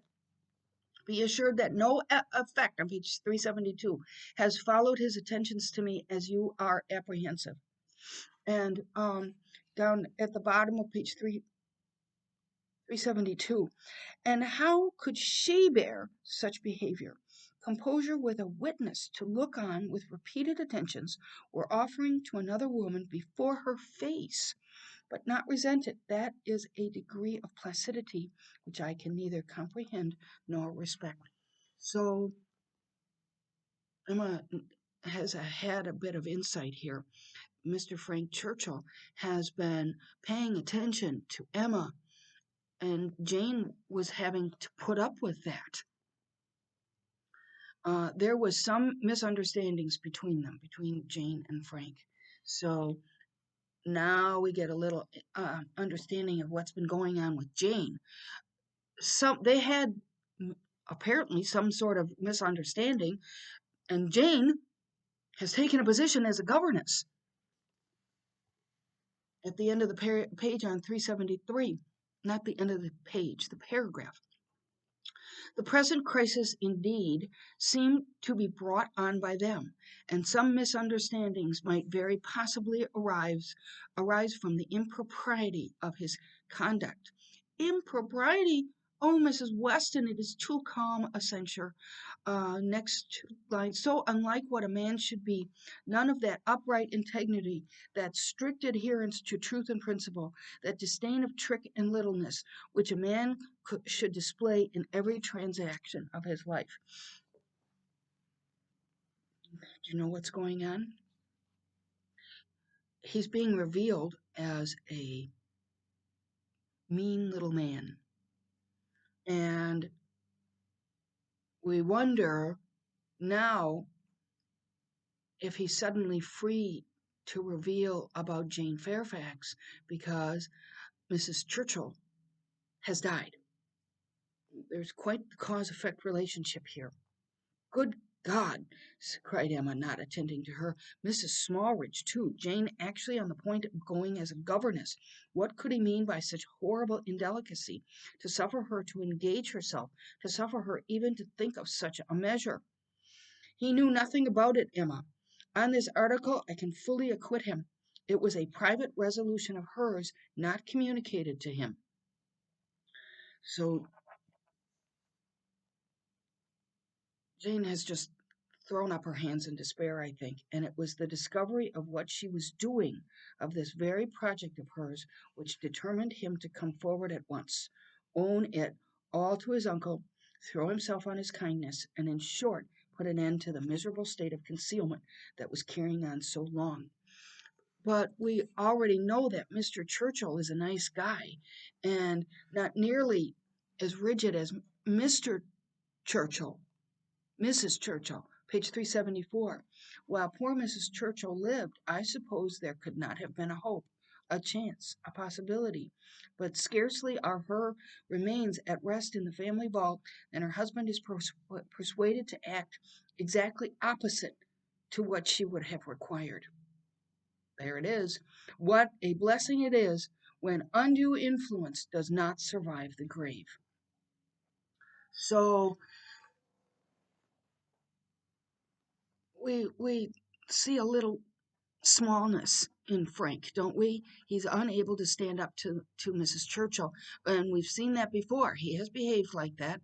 He was unable to visit the Westons when they were married because he couldn't extricate himself from the tight grip of Mrs. Churchill. Well, now Mrs. Churchill has gone up to the great beyond, and he can, and he's manipulated Mr. Churchill into accepting this engagement. Excuse me, at 375. But if Mr. Churchill does not feel that, why should we? And it may be a very fortunate circumstance for him, for Frank, I mean, that he should have attached himself to a girl of such steadiness of character and good judgment as I have always given her credit for. So it may be that this is a good match because she is so elegant and not small of mind, in spite of this one great deviation from the strict rule of right. Um, at the top of page 376, Paul is coming back. If a woman can ever be excused of thinking only of herself, it is in a situation like Jane Fairfax's. Of such, one may almost say that the world is not theirs, nor the world's law. And that's probably true. Um, Jane Fairfax was in pretty much a similar situation to Mrs. Churchill from years back, but theirs is a contrast. Um, I congratulate you, Mr. Weston, with all my heart on the prospect of having one of the most lovely and accomplished young women in England for your daughter. So um,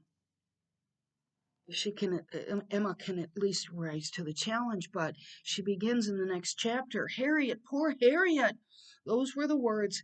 In them lay the tormenting ideas which Emma could not get rid of, and which constituted the real misery of the business to her.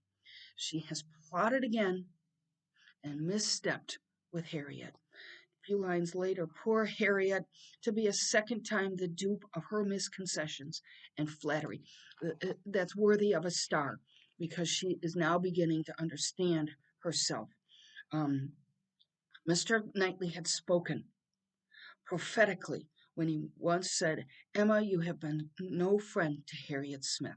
A few lines later, it was true that she had not to charge herself in this instance as in the former with being the sole and original author of the mischief, with having suggested such feelings as might otherwise never have entered Harriet's imagination. Yeah, Emma had planted this seed in her brain. At the bottom of page 3, I don't know what page it is, 377, she felt that she had been risking her friend's happiness on the most insufficient grounds. Common sense would have directed her to tell Harriet that she must not allow herself to think of him, and that there were 500 chances to 1 against his ever caring for her. Oh, isn't that pathetic? But with common sense, she added, I'm afraid I have had little to do. Yes. And you can see that the thought processes have changed. This is a long page of introspection on Emma's part. Right in the middle of the page 378, she understood it all, and as far as her mind could disengage itself from the injustice and selfishness of angry feelings, she had acknowledged that Jane Fairfax would have neither elevation nor happiness beyond her desert. End of this paragraph. Emma had promised, but still Harriet must be accepted. It was her superior duty. Um, Page 379, uh, right in the middle of the page. It was indeed so odd. Harriet's behavior was so extremely odd. Now we're going to get another revelation. You, had you any idea, cried Harriet, of his being in love with her? You perhaps might, you blushing as she spoke, who can see into everybody's heart, but nobody else. She can't see into everybody's heart. She has misconstrued everybody's heart. And at the bottom of this page, me, cried Harriet, coloring and astonished. Why should you caution me? You do not think I care about Mr. Frank Churchill.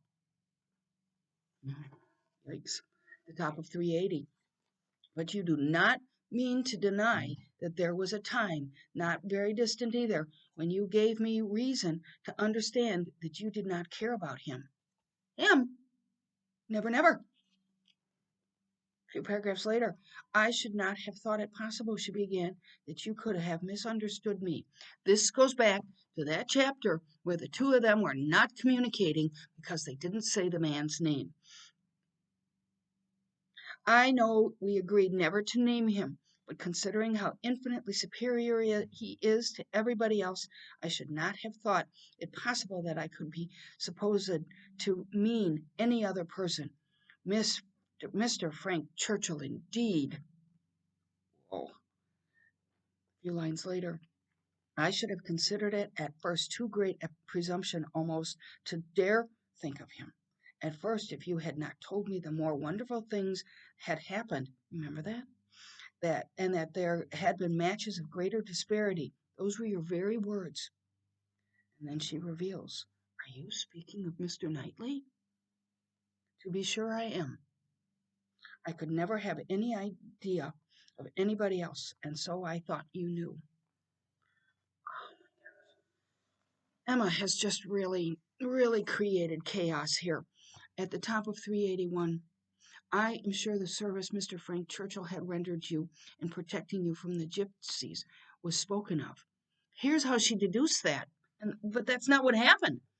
381. It was not Mr. Frank Churchill that I meant. No. With some elevation, I was thinking of much more precious circumstances, of Mr. Knightley's coming and asking me to dance. When Mr. Elton would not stand up with me, and when there was no other partner in the room. That was the kind action. That was the noble benevolence and generosity. That was the service which made me begin to feel how superior he was to every other being on earth. Well, yes, it was it reflected very well on him. But Harriet has learned well from Emma to misconstrue things. At the top of 382, if he does not mind the disparity, I hope, dear Miss Woodhouse, you will not set yourself against it and try to put difficulties in the way. But you are too good for that, I am sure. Harriet speaks the truth. Um, at the end of the next paragraph, it darted through her with the speed of an arrow. This is what the article was referring to, um, that Mr. Knightley must marry no one but herself. Next paragraph. Her own conduct, as well as her own heart, was before her in the same few minutes. She saw it all with a clearness which had never blessed her before. This is a paragraph that deserves a star. She saw how improperly had she been acting by Harriet, how inconsiderate, how indelicate, how irrational, how unfeeling has been her conduct. What blindness, what madness had let her go on. And that hits her like an arrow. And it all comes at once that she has feelings for Mr. Knightley and that she has mistreated Harriet. At the on page 383, at the end of that middle paragraph, um, especially with the corroborating circumstances which her own memory brought in favor of Mr. Knightley's most improved opinion of Harriet. Uh-oh, Emma's afraid that maybe Harriet that has seen some truth, and Emma knows that his attention to her has improved. He did not like her at first. He thought she was just kind of dim.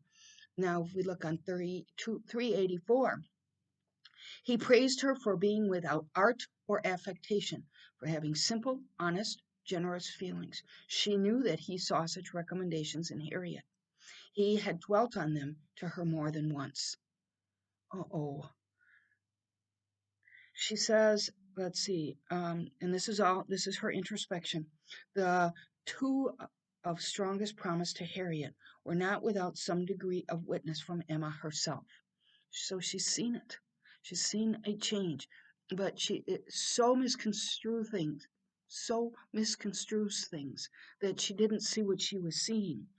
So the first was his walking with her apart from the others at Donwell, and the second is in the lower part of this paragraph, was his having sat talking with her nearly half hour before Emma came back from her visit. At the end of this paragraph, the superior degree of confidence towards Harriet, which this one article marked, gave her severe pain. Oh, poor Emma. All of a sudden, we're feeling a little sorry for her. 385. It is not possible that when inquiring, as you thought, into the state of your affections, he might be alluding to Mr. Martin. He might have Mr. Martin's interest in view. What? Well, yes, because Mr. Knightley is very fond of Mr. Martin. And had had Emma not interfered in that match, Harriet would have made a decent match. 385. But now I seem to feel that I may deserve him, and that if he does choose me, it will not be anything so wonderful. Ah, Emma has put that into Harriet's head, and Knightley warned Emma about that, about elevating her. And then towards the end of 385, oh God, says Emma, that I had never seen her. She gets it now. The end of this page. Every moment had brought a fresh surprise, and every surprise must be a matter of humiliation to her. How to understand it all, how to understand the deceptions she had been thus practicing. These are Emma's thoughts on everything, living under the blunders, the blindness, her own head and heart. Um, and she sat still and walked about. She tried her own room. She tried the shrubbery. In every place, every posture, she perceived that she had acted most weakly, that she had been imposed on by others in a most mortifying degree, that she had been imposing on herself in a degree yet more mortifying, that she was wretched, and she probably find this day but the beginning of wretchedness. And it's at that moment that she is beginning to understand herself. To understand, thoroughly understand her own heart was the first endeavor. Next paragraph. How long had Mr. Knightley been so dear to her, as ever every feeling declared him to be now? End of that paragraph, 386. She saw that there never had been a time when she did not consider Mr. Knightley as infinitely the superior, or when his regard for her had not been infinitely the most dear. She saw that in persuading herself, in fancying, in acting to the contrary, she had been entirely under a delusion, totally ignorant of her own heart, and in short, that she had never really cared for Frank Churchill at all. This is all hitting her like a ton of bricks, so to speak. Next paragraph. This was the conclusion of the first series of reflections. This was the knowledge of herself on the first question of inquiry, which she reached, and without being long in reaching it, she was the most sorrowfully indignant, ashamed of every sensation but the one revealed to her, her affection for Mr. Knightley. Every other part of her mind was disgusting. Self-truth. Next paragraph. With insufferable vanity, had she believed herself in the secret of everybody's feelings, with the unpardonable arrogance proposed to arrange everybody's destiny. She was proved to have been universally mistaken, and she had not quite done nothing. At the top of 387, I'm trying to get to the end of the place where we're supposed to be today. Um, she had brought evil on Harriet, on herself, and she too much feared on Mr. Knightley. Were this most unequal of all connections to take place between Knightley and Harriet, on her must rest all the reproach of having given it a beginning, for his attachment she must believe to be produced only by a consciousness of Harriet's, and even were this not the case, he would never have known Harriet at all but by her folly. The end of this paragraph, end of this chapter, 388. Alas, was not her own doing, who had been at pains to give Harriet notions of self-consequence, but herself? Who but herself had taught her that she was to elevate herself if possible, and that her claims were great to a high worldly establishment? If Harriet, from being humble, were given vain, it was her doing. Wow. Considerable insight. I just want to get to 396. Sorry, I'm going on quite a bit. Um, the next chapter, Emma had never known how much her happiness depended on being first with Mr. Knightley, first in interest and affection, satisfied that it was so, and feeling it her due, she had enjoyed it without reflection, and only in the dread of being supplanted found how inexpressibly important it had been. Um, so I think we are going to stop here because I've been talking for nearly 2 hours. But all I wanted to do was want to make sure that we finish the novel. Um, I'll probably have another long one again next week, but for now, I think we'll close.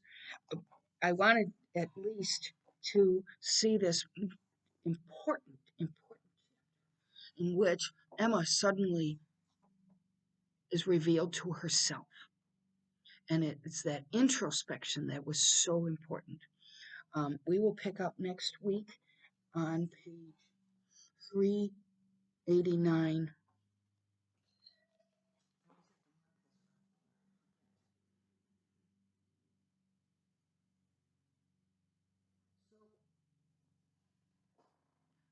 With that, I'm going to close. I successfully managed to get this whole lecture in one link.